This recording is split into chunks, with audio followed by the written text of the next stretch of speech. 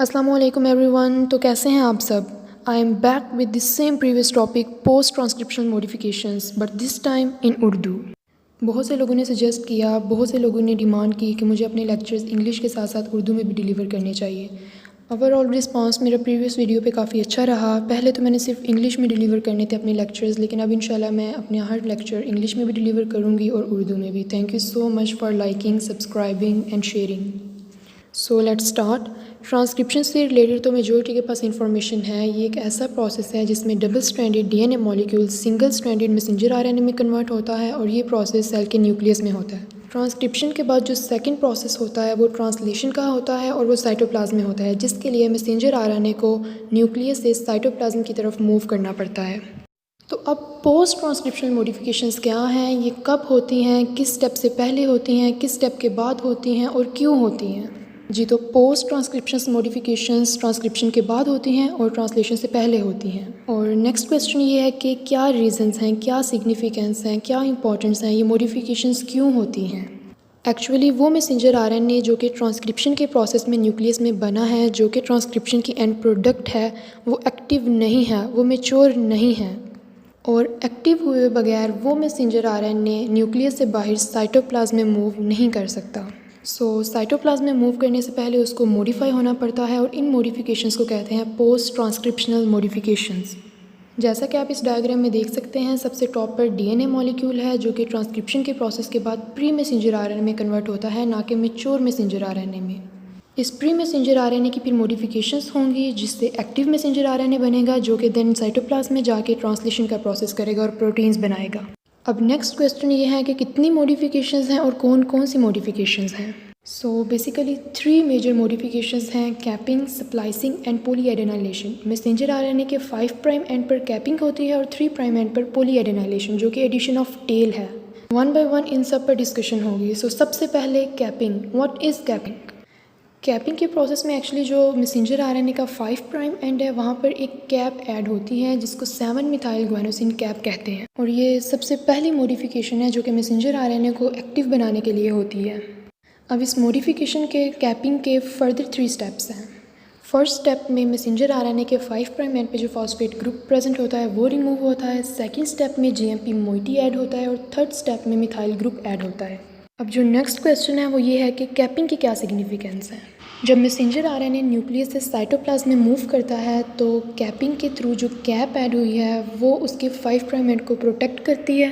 और सेकेंडली ये कि जब मैसेंजर आरएनए न्यूक्लियस से साइटोप्लाज्म में मूव करता है और वहाँ जाके फर्दर इसने ट्रांसलेशन का प्रोसेस करना होता है, फिर यही कैप राइबोसोम्स के मैसेंजर आरएनए के साथ अटैचमेंट में हेल्प करती है। अब नेक्स्ट बहुत इंपॉर्टेंट स्टेप है जो आरएनए स्प्लाइसिंग।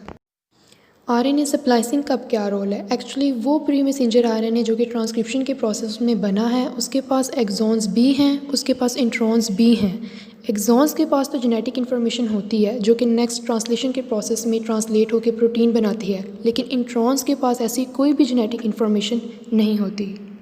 इंट्रॉन्स का एडवांटेज तो कोई नहीं है, लेकिन डिसएडवांटेज ज़रूर है। जाहिर है अब ये मैसेंजर आरएनए में है, साथ इसके एक्सॉन्स भी हैं, तो लेंथ तो मैसेंजर आरएनए की ज़्यादा होगी, और एक चीज़ अगर बड़ी है, उसकी लेंथ ज़्यादा है, तो it would be difficult, it would be tough for that messenger RNA to move in the cytoplasm. और ये इंट्रॉन्स अब स्प्लाइसिंग के थ्रू, आरएनए स्प्लाइसिंग के थ्रू ही रिमूव होंगे, जिसके बाद के it would be feasible for that messenger RNA to move in the cytoplasm. जैसा कि आप इस डायग्राम में देख सकते हैं, जो सबसे टॉप पे है वो प्री मैसेंजर आरएनए है जिसमें एक्सॉन्स भी हैं, जिसमें इंट्रॉन्स भी हैं। अब ये जो इंट्रॉन्स हैं ये स्प्लाइसिंग के थ्रू ही रिमूव किए जाएंगे, स्प्लाइसिंग के थ्रू ही ये मैसेंजर आरएनए से कट होंगे। और उसके बाद सेकंड पे आप देख सकते हैं कि मैच्योर मैसेंजर आरएनए है जिसमें सिर्फ एक्सॉन्स हैं, इंट्रॉन्स रिमूव हो चुके हैं। और फर्दर आप प्री मैसेंजर आरएनए और मैच्योर मैसेंजर आरएनए की लेंथ्स भी कंपेयर कर सकते हैं। आपको क्लियरली डिफरेंस नज़र आएगा कि जो मैच्योर मैसेंजर आरएनए उसकी लेंथ पहले से कम हो चुकी है।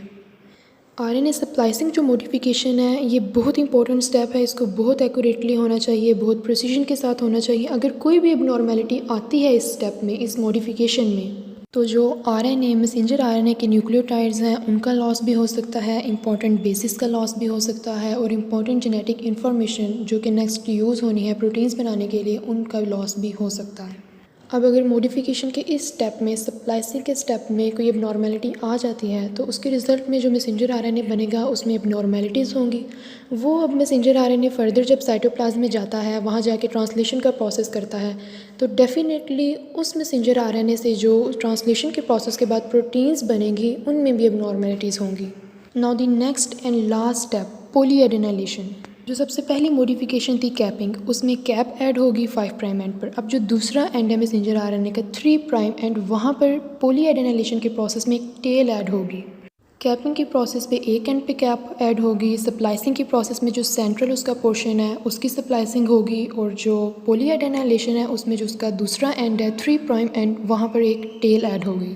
अब ये जो प्रोसेस है पॉलीएडेनाइलेशन, यहाँ पर एक एंजाइम का रोल है, पॉली ए पॉलीमरेज। ये एंजाइम क्या करता है, ये 3 प्राइम एंड पर टेल ऐड करते वक्त, टेल की फॉर्मेशन के वक्त 200 एडेनिन्स को ऐड करता है वहाँ पर।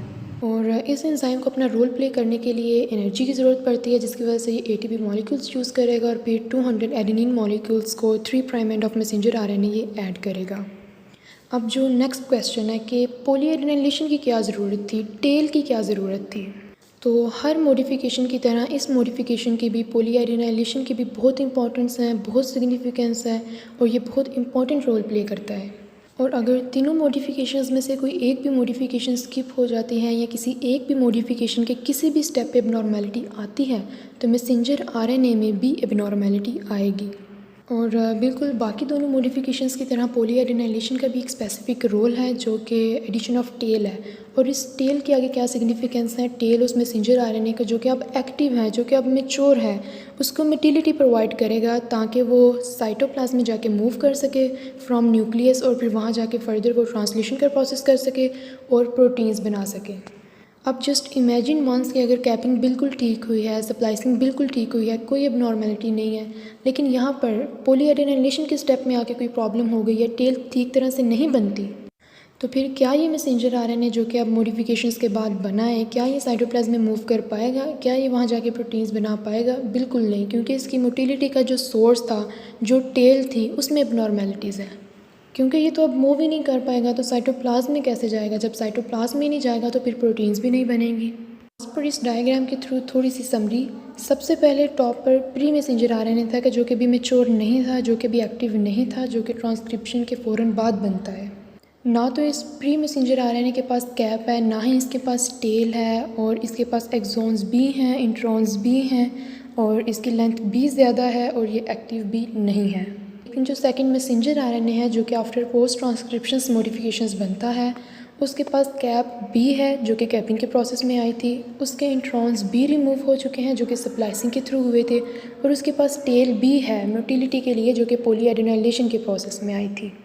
अब फाइनली ये मैसेंजर आरएनए एक्टिव है, मैच्योर है, अब ये साइटोप्लाज्म में मूव कर सकता है फ्रॉम न्यूक्लियस, और वहाँ जाके फर्दर ये ट्रांसलेशन का प्रोसेस करेगा और फिर प्रोटीन्स बनाएगा। So that was all about the post-transcriptional modifications. Thank you so much for watching. Please like my video and subscribe my channel by clicking the bell icon. Thank you so much.